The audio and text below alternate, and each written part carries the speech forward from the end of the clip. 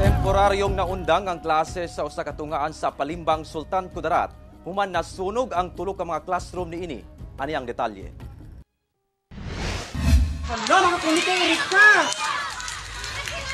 Lohok ba?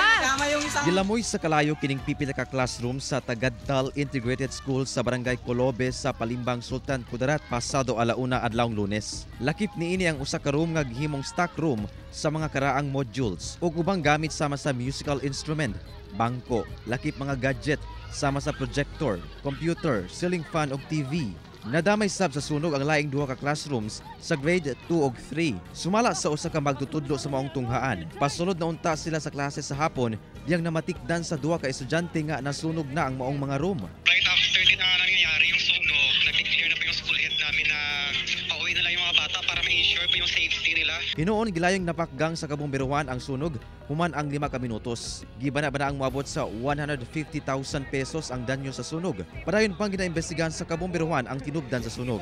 Doon sa itambag ang BFP sa mga nagdumala sa mga tunghaan, ilabi na kung dunay mga karaan nga classrooms. Hindi check po yung mga electrical wirings nila sa mga certified na electrician. Tapos magpa-assist sila dito sa munisipyo kung i-assess din yung integrity ng building, of Office of Building Official. At saka i-practice din nila yung mga natutunan nila sa Bureau of Fire. Kauban si Gary Balantay ug Bong Vicencio, Efren Mamak.